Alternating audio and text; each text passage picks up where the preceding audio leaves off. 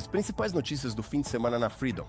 No nosso tempo, Mikhail Baranov. Olá! A Federação Russa lançou 201 drones de ataque contra a Ucrânia na noite passada. Mais da metade deles eram Shaheds, segundo informaram as forças aéreas das Forças Armadas da Ucrânia. O exército russo atacou de 6 direções. A defesa aérea ucraniana neutralizou 167 drones de vários tipos. Foram registrados impactos em 15 locais. Em Kherson, sob bombardeio russo, 2 morreram e 1 ficaram feridos. A informação é do chefe militar regional, Alexander Prokudin. Os russos atacaram a infraestrutura social e bairros residenciais. 4 casas particulares e 1 prédio administrativo foram danificados. 5 pessoas ficaram feridas, entre elas uma criança de 7 anos. Esse é o resultado do ataque dos ocupantes russos à região de Sumy. No total, nas últimas 24 horas, a Rússia bombardeou a região mais de 100 vezes. O inimigo utilizou artilharia, morteiros e drones, inclusive FPV, além de lançar bombas aéreas guiadas. Foram danificados prédios residenciais multifamiliares e casas particulares, construções auxiliares, objetos de infraestrutura civil, além de garagens e automóveis. Também há feridos e destruição devido aos ataques russos na região de Dnipropetrovsk. Lá, 6 pessoas ficaram feridas, segundo as autoridades locais. As tropas da Federação Russa atacaram o distrito de Sinyunikivsky com drones. Foram danificadas casas particulares, uma construção auxiliar e o prédio de uma unidade dos bombeiros. Drones russos continuam atacando Kharkiv e a região. As tropas de ocupação lançaram 4 mísseis, 20 drones de diferentes tipos e uma bomba aérea na região. 3 pessoas morreram e 11 ficaram feridas, segundo o chefe militar regional, Sinegubov. Foram danificados infraestrutura energética, prédios residenciais e casas particulares.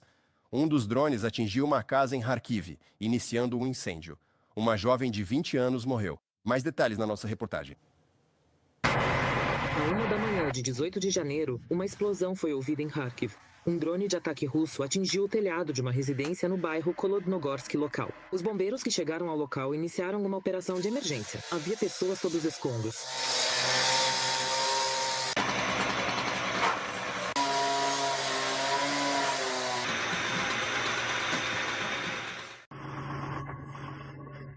Infelizmente, temos uma vítima fatal. Além disso, outra pessoa ficou ferida e agora está no hospital. Uma jovem. Além disso, uma casa residencial particular foi danificada. Agora, nossos serviços municipais e funcionários do Serviço Estadual de Emergência estão realizando operações de resgate. A vítima fatal era uma jovem de 20 anos, mas 3 pessoas ficaram feridas. Elas receberam atendimento médico. Cães farejadores procuraram por possíveis pessoas ainda sob os escombros. Já foi confirmado que o ataque a Kharkiv foi realizado por um drone de ataque Geran 2. No local, os serviços municipais e socorristas seguem trabalhando. Promotores e investigadores coletaram provas e registraram mais um crime cometido pelo exército russo. Natália Belokodria, de Kharkiv, para o canal de TV Freedom. Agora, a situação na linha de frente. O Estado-Maior ucraniano registrou 133 confrontos armados nas últimas 24 horas. Segundo os dados, em Pokrovsk foram repelidos 45 ataques e outros 22 em Guliápole. No setor de Konstantinovka, os russos lançaram 15 ofensivas. 8 tentativas do inimigo de avançar foram interrompidas pelas forças de defesa no setor de Yuzhno-Slobojansk. Nas direções de Kupiansk e Alexandrovsk foram registradas 6 ofensivas dos invasores em cada uma, enquanto no setor de Liman, o exército ucraniano não permitiu avanços, repelindo 7 ataques das tropas russas. Agora, o objetivo é capturar Mirnograd e Pokrovsk, para liberar novas forças para o ataque a Konstantinovka. E vemos que nesta situação está acontecendo paralelamente essa tentativa de avanço definitiva ao norte do próprio Pokrovsk, o que nós não permitimos. Ainda mais porque nas últimas 24 horas contra-atacamos ativamente o inimigo. Lançamos ataques na direção sul pelos flancos e na direção de Dobropole. Aqui eliminamos mais de 100 soldados inimigos. Essas são perdas significativas. Neutralizar essa quantidade já é suficiente para reduzir a atividade deles nesse setor. Por isso, não há avanço aqui. As perdas totais de combate do exército russo na Ucrânia já ultrapassaram 1.226.000 pessoas. Desses, 830 ocupantes foram eliminados em 24 horas, segundo o Estado-Maior ucraniano. Também foram destruídos 5 tanques, 5 veículos blindados, 30 peças de artilharia, um sistema de foguetes e 800 drones. Mais de 100 veículos russos foram inutilizados. Partidários ucranianos desferiram um golpe crítico na logística militar da Federação Russa. Uma subestação-chave foi danificada na região de Bryansk, segundo o movimento Atesh. Uma sabotagem bem-sucedida foi realizada na zona industrial do distrito de Volodarsk. A subestação local é um elo vital para a máquina militar russa. Ela fornece energia para a estação ferroviária por onde passam comboios com munições e equipamentos para a linha de frente, além da empresa de reparos de Bryansk e outros alvos militares do agressor. Diante das perdas militares, a Rússia iniciou uma mobilização forçada total nos territórios temporariamente ocupados das regiões de Donetsk e Lugansk. Isso foi relatado pelo Centro de Resistência Nacional, junto ao Conselho de Segurança Nacional e Defesa da Ucrânia. Segundo os dados recebidos, muitas vezes os mobilizados são pessoas com deficiência ou doenças graves. Além disso, os comandantes russos os enviam para a linha de frente do ataque e também para identificar as posições ucranianas, segundo o centro. Os comandantes das unidades russas já admitem publicamente o estado crítico da situação. Os mobilizados não passaram por exame médico nem por treinamento adequado. Estão começando motins nas unidades e o recurso humano é visto apenas como material descartável. Mesmo assim, os ocupantes não planejam reduzir o ritmo da mobilização forçada. Isso é indicado pela recente decisão de criar comissões de alistamento e iniciar uma campanha para recrutar homens nascidos entre 1996 e 2008, nos territórios temporariamente ocupados da região de Donetsk. Isso é uma confirmação direta de que, para a Rússia, a vida dos moradores dos territórios ocupados não tem nenhum valor. Da mensagem do Centro de Combate à Desinformação do Conselho de Segurança Nacional e Defesa da Ucrânia no Telegram.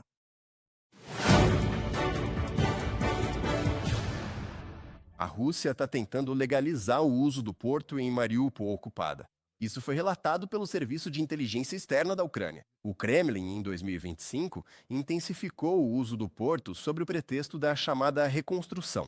Mas, na verdade, trata-se de uma apropriação ilegal da infraestrutura ucraniana e da integração do porto ao sistema logístico da Federação Russa, destacou o órgão. A decisão de Moscou de abrir o porto para navios estrangeiros é vista pela inteligência como uma tentativa de criar uma ilusão de legalidade e contornar as sanções internacionais. Também está nos planos da Rússia transformar o porto de Mariupol em um importante centro logístico dos territórios temporariamente ocupados. Para isso, os russos querem aprofundar o canal e ampliar a capacidade de transbordo. A Rússia utiliza quase 700 petroleiros da chamada Frota Sombria para transportar petróleo, burlando as sanções. Quase 480 deles realizaram viagens no ano passado. Esses também são dados do Serviço de Inteligência Externa da Ucrânia. Pelo menos um quinto desses navios já parou de operar. Os parceiros europeus de Kiev estão tomando medidas mais rigorosas. Navios ilegais estão sendo detidos e mandados de volta com mais frequência. Andrei Dmitrenko vai contar mais detalhes sobre a apreensão sobre a Frota Sombria russa. As autoridades italianas apreenderam um navio russo que está sob sanções da UE, segundo a mídia local com base em informações da polícia. O navio navegava sob a bandeira de um dos países insulares. A bordo havia mais de 33 mil toneladas de metal. A embarcação foi detida no porto de Brindisi. Descobriu-se que ela havia sido carregada no porto de Novorossiysk, que está sob sanções. Ao todo, 4 pessoas estão sob investigação: o importador, o armador e 2 membros da tripulação. Todos eles são acusados de violar conjuntamente as medidas restritivas impostas pela União Europeia. Segundo o comunicado, as inspeções realizadas após a chegada do navio ao porto revelaram sérias inconsistências, falsificações e alterações na documentação de bordo, relacionadas aos locais de parada da embarcação e às operações de carregamento. Segundo publicação do jornal Cotidiano de Pudia. No dia 16 de janeiro, as autoridades alemãs expulsaram pela primeira vez um navio da Frota Sombra do Mar Báltico, informa a agência Bloomberg. Trata-se do navio Arcosad, que vinha dos portos árticos do país agressor. De acordo com os documentos, a empresa proprietária está localizada nas Ilhas Seychelles, mas o navio não está registrado nos registros marítimos internacionais. Ao tentar entrar no Mar Báltico por um pequeno trecho de águas entre a Suécia e a Dinamarca, o petroleiro foi forçado a dar meia volta. A Polícia Federal declarou que não pode comentar a investigação em andamento. Este será o primeiro caso em que um país europeu afastou um navio sombra do Mar Báltico. E essa estratégia, se for reforçada, pode ameaçar a capacidade de Moscou de exportar petróleo dessa região. Da publicação da agência Bloomberg, O Reino Unido, junto com parceiros europeus, está pronto para começar a deter navios da Frota Sombra em águas internacionais, informou a ministra das Relações Exteriores do Reino Unido, Yvette Cooper. Ainda é difícil dizer quais serão as consequências dessas declarações, mas o simples fato de terem sido feitas já demonstra a determinação dos europeus em combater os navios ilegais do país agressor, afirmam analistas. Quando falamos do Reino Unido, é claro que ele orienta sua posição de forma bastante séria, com base na posição dos Estados Unidos da América.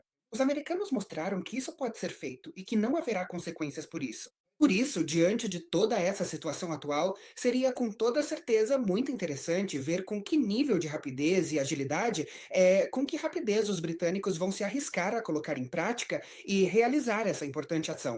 Porque, repito mais uma vez, uma coisa é aquele hemisfério, a América Latina, outra coisa é a União Europeia. Enquanto os parceiros de Kiev lutam contra as vendas ilegais de petróleo, o país agressor está criando uma frota clandestina para vender grãos, alertam no Ministério das Relações Exteriores da Ucrânia. Em 2025, a Rússia exportou ilegalmente mais de 2 milhões de toneladas de grãos ucranianos dos territórios temporariamente ocupados da Ucrânia. Moscou destina alimentos roubados a mercados na África, Ásia, Oriente Médio e Europa. O chanceler ucraniano, Andriy Sybiga, pede aos parceiros medidas decisivas nacional e internacionalmente. Nossa inteligência já identificou 45 navios envolvidos no roubo de grãos ucranianos e no seu transporte para os mercados mundiais. E nós impusemos sanções contra 43 deles, assim como contra 39 capitães.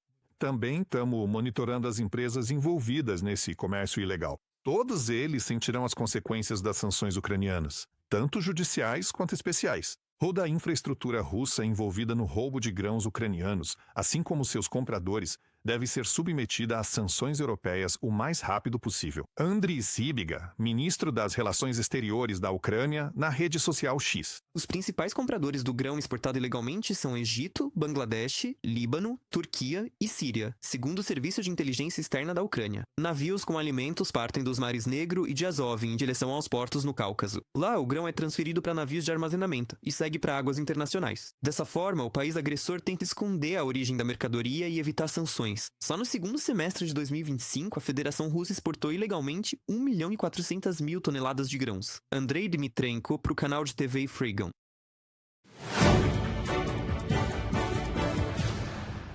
A Ucrânia e os EA estão trabalhando em um projeto de paz, mas a Rússia continua a atrasar o processo e não cessa sua agressão. Foi o que declarou o presidente Volodymyr Zelensky. Só na última semana, o exército russo lançou mais de 1.300 drones de ataque, mais de 1.000 bombas aéreas e 29 mísseis contra a Ucrânia. Por isso, Zelensky pediu à comunidade internacional que continue pressionando o agressor. Se a Rússia está deliberadamente atrasando o processo diplomático, a resposta do mundo deve ser firme. Mais ajuda para a Ucrânia e mais pressão sobre o agressor. Agradeço a todos os parceiros que estão conosco agora, que estão prontos para ajudar a proteger vidas e fortalecer a Ucrânia, trabalhando juntos para restaurar a segurança. Volodymyr Zelensky, presidente da Ucrânia, no Telegram. A proteção do setor de energia, garantias de segurança para a Ucrânia e a reconstrução do país após os bombardeios russos, todos esses temas serão discutidos pela delegação ucraniana com os parceiros no Fórum Econômico Mundial em Davos, na Suíça. O ministro das Relações Exteriores da Ucrânia, Andriy Sybiga, contou detalhes sobre as próximas reuniões, que começam já na segunda-feira, 19 de janeiro. A delegação ucraniana, uma delegação de altíssimo nível, vai participar do fórum em Davos. A própria natureza desse fórum determina a ordem dos eventos e encontros que a delegação ucraniana realizará nesse espaço. E, sem dúvida, haverá contatos com o lado americano. Estamos em contato para finalizar o formato e os resultados que devem ser esperados do lado americano. Os Estados Unidos vão apresentar no Fórum Econômico Mundial em Davos a maior delegação de toda a história da participação do país nesse evento. Os organizadores do fórum confirmaram oficialmente que a comitiva do presidente do EUA, Donald Trump, incluirá 5 secretários do gabinete de ministros e vários altos funcionários. Entre eles estão o secretário de Estado Rubio, o ministro das Finanças Bessonte, o ministro do Comércio Lutnick e Jared Kushner. No total, são esperados quase 3.000 participantes nos Alpes suíços. Também virão chefes de Estado ou de governo de 64 países. Os organizadores do fórum informaram que isso também é um recorde. O presidente Trump vai realizar negociações com líderes europeus. Esperamos a chegada de mais 400 líderes políticos. Por isso, esperamos um diálogo e a busca de soluções para os problemas, em especial na Ucrânia e em Gaza. Além disso, contamos com a ampliação da cooperação, mesmo neste mundo tão complicado. Também teremos o presidente da Ucrânia, Volodymyr Zelensky, junto com muitos membros do gabinete de ministros. Eu tenho conhecimento de que o presidente Zelensky terá diversas reuniões importantes com líderes europeus e é bastante provável que veremos os líderes europeus e o presidente Trump também conversando com Zelensky. Inscreva-se no nosso canal UATV Português e mantenha-se atualizado com os eventos mais importantes, as principais notícias da Ucrânia e do mundo, análises profundas, reportagens exclusivas e entrevistas. Tudo ao alcance da sua mão em nosso canal. Junte-se à nossa comunidade de espectadores e mantenha-se conectado.